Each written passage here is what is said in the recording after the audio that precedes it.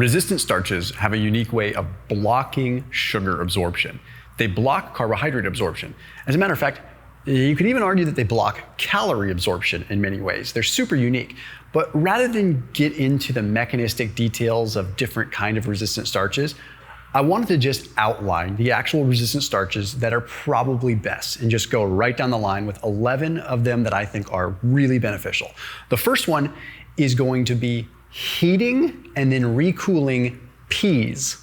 Yes, believe it or not, peas are really interesting as a resistant starch.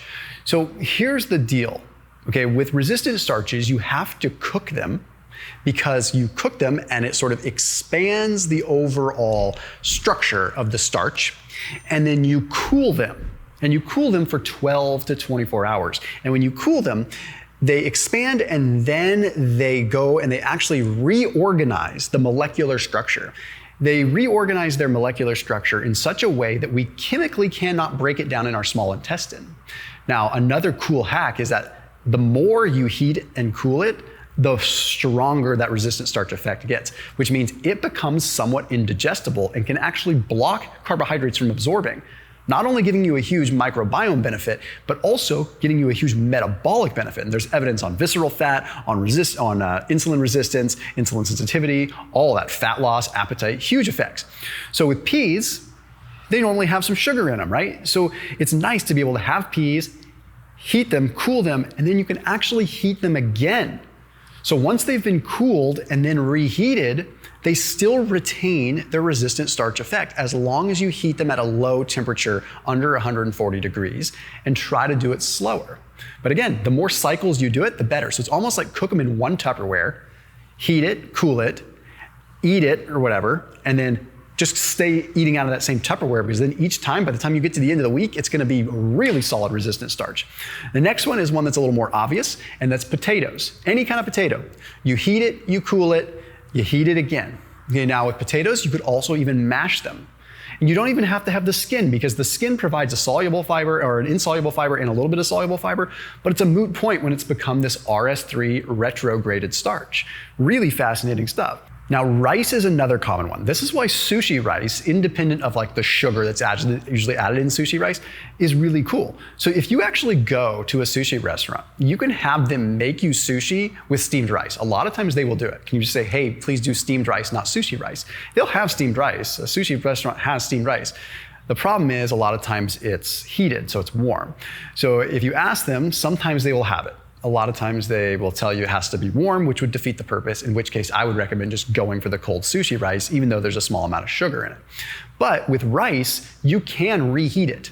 The thing with rice, though, is if you reheat rice, yes, it can still be a retrograded starch, but if it starts to dry out, it actually changes the structure again. So you need to add a little sprinkle of moisture when you reheat the rice.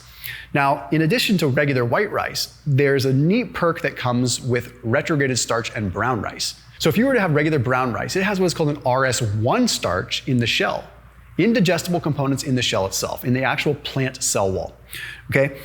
If you cook brown rice and then cool it, you still have the RS1 in the shell, but now you created an additional RS3 in the actual meat inside the shell. So double whammy RS1 and RS3 benefit. So heated, cooled, and mildly reheated brown rice is one of the most potent resistant starches you can have, triggering one of the biggest decreases in appetite you could find. Pretty darn powerful. Now, pasta is another one, but pasta is one of those things where, you know, it's easy to heat it and overheat it, and then you put hot sauce on it, and the hot sauce can actually change the structure. So you gotta be careful with pasta. But what I would recommend is like lentil pasta or chickpea pasta. If you heat and cool that stuff, you're left with a serious resistant starch, because chickpeas already have a lot of soluble fiber and resistant starch in them to begin with.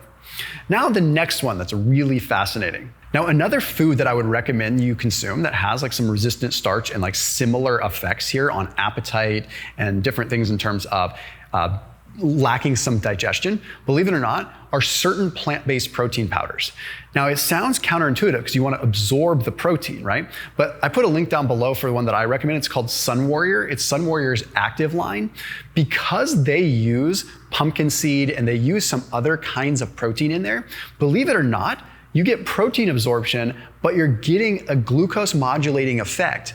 So you could have like a Sun Warrior protein shake along with some carbs, and the protein, the resistant starch, and the fibers that are in it are actually gonna slow down the carbohydrate absorption, not to mention huge appetite suppressant effect. So that link I put down below, that's a 20% off discount link for Sun Warrior's active line. They have chocolate, they have birthday cake, they have vanilla, and there's no hidden nasty stuff in there, there's no emulsifiers, and even if you're looking for just straight up protein, it's a great source. But overall, for appetite suppression, the Sun Warrior Active line is definitely a staple for me. It has been for, if you've watched my channel, I've been talking about it for like 6, 7, 8 years with Sun Warrior's protein because of how appetite suppressing it is. So a huge benefit there. And they also add the probiotics and the digestive enzymes, take some of the load off that pancreatic enzymatic or sort of exocrine function there. So that link is down below in the top line of the description. Now, one thing that people never think of, tortillas. Corn is a starch.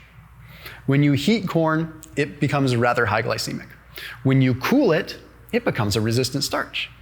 But when you reheat it, it stays a resistant starch. Now I'm gonna add another one into the mix here really quick with that. We talked about rice, but what about beans? Beans are in the same category, right? Imagine this. You have a leftover burrito, tortilla, beans, and rice. And you heated that, and then you cooled it, and you heat it again as a leftover. If you heat it at a low temperature, or just kind of microwave it for like 10 seconds at a time and then take it out for 30, you end up with this retrograded burrito. People forget that tortillas, you could do this, right? You don't have to get a tortilla to be super piping hot and steaming. Then you add chicken to it, you add veg. You have a microbiome machine here that seems like it wouldn't even be that good for you. I'm not a big carbohydrate guy. I usually don't have a ton of carbohydrates, but this changes the game. So don't discount the tortillas. You could do this with siete tortillas, you could do it with brown rice tortillas, you could do it with regular gluten-free tortillas, you could do it with corn tortillas, and you could do it with straight up wheat tortillas. It's an amazing, amazing hack to have a cold tortilla or a reheated tortilla. The next one is one that I don't eat a lot of, but I know people are interested in it, and that's oats. Now, overnight oats are not the same. Okay, overnight oats have a little bit of resistant starch, but to get the effect of oats, you need to actually heat them and then cool them. Okay, so part of it is that if you were to just cook oats cold, you're not changing the structure. But if you heat them, you change the structure, and then when they cool, they change structure. You have to expand, heat expands, expand those molecules, and then constrict them again into a different form. So oats would work like that. You could just reheat them with a little bit of milk or something like that. That's a good way to reheat oats, is just use warm milk or warm water the next morning and mix it into it to heat it up. Sweet potatoes is another category that's interesting because they're resistant starch in and of themselves. They have a certain chemical component that makes them harder to break down. That's why you might get kind of gassy when you have sweet potatoes. But if you heat, cool, and reheat sweet potatoes, you have one of the most potent resistant starches you could have. What I recommend is with sweet potatoes, doing it 2 times through.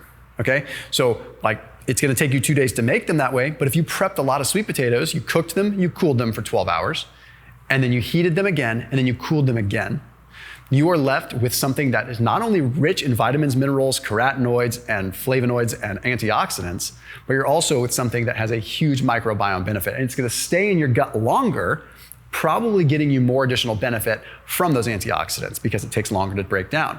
And lastly, one that isn't technically an RS3 starch, but one that is an RS2 that is actually usable, is an unripe or a green banana. The evidence on green banana flour is profound.